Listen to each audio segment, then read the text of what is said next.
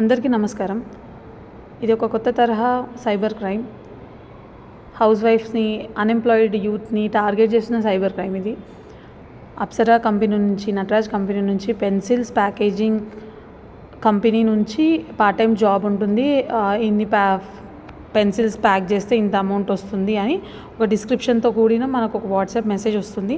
దాన్ని మనం యాక్సెప్ట్ చేస్తే ఇలాంటి ఫొటోస్ అన్నీ మనకు పెడతారు. యాజ్ ఇఫ్ అది నిజంగా ఒక వేర్ హౌస్ నుంచి మనకు పెన్సిల్స్ మ్యానుఫ్యాక్చరింగ్ యూనిట్ నుంచి వస్తాయేమో, అవి సెట్ చేసి బాక్స్లో పెట్టి వాళ్ళకి పంపిస్తే మనకు ఇంత పర్సంటేజ్ అని వస్తుంది అని నటరాజ్ కంపెనీ అని, అప్సరా కంపెనీ అని ఇట్లా పెద్ద పెద్ద కంపెనీ పైన మనకు మెసేజ్ వస్తుంది. అవి యాక్సెప్ట్ చేస్తే ఇనిషియల్గా మన ఫొటోస్ కానీ, మన WhatsApp status, WhatsApp phone number కానీ, బ్యాంక్ అకౌంట్ డీటెయిల్స్ ఇవన్నీ అడుగుతారు.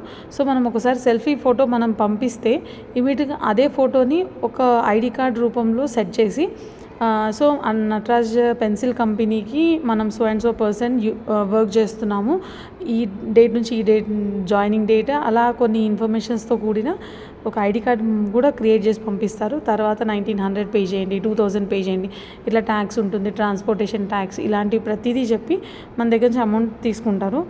మనం ఇన్ కేస్ మాకు ఇంట్రెస్ట్ లేదు, కొంచెం అమౌంట్ పే చేసిన తర్వాత మాకు ఇంట్రెస్ట్ లేదు అన్నా కానీ, లేదు ఇప్పుడే మీ లోడ్ ఇక్కడ నుంచి మూవ్ అయిపోయింది, వేర్ హౌస్ నుంచి మీ ఇంటికి వస్తుంది, మీ ఇంటి అడ్రస్ కూడా మాకు పంపారు కదా అని మనతో చాలా నీట్గా పొలైట్గా మాట్లాడతారు.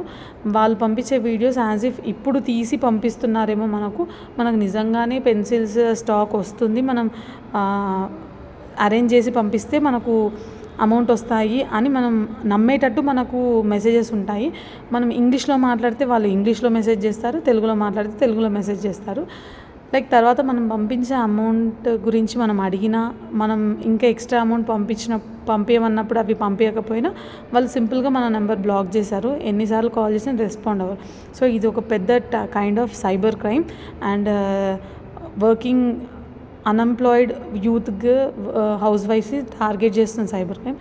సో కొంచెం అవేర్గా ఉండండి. ఇలాంటి మీకు మెసేజెస్ వస్తే అది నిజమా కాదా అని ఒకసారి ఆలోచించుకోండి. మనం ఏదైనా పైసలు వేయాలి ముందే ట్యాక్స్ అన్నప్పుడు తప్పకుండా ఆలోచించుకోండి, అది సైబర్ క్రైమే ఉంటుంది. అండ్ ఇలాంటి కేసెస్ మీ దగ్గర వచ్చినప్పుడు ఇమీడియట్గా 1930 కాల్ చేసి రిపోర్ట్ చేయండి. మీరు వేసిన అమౌంట్ అవతల పర్సన్ అకౌంట్లో ఇంకా ఉంటే అవి రీఫండ్ వచ్చే ఛాన్సెస్ ఉంటాయి. So report 1930.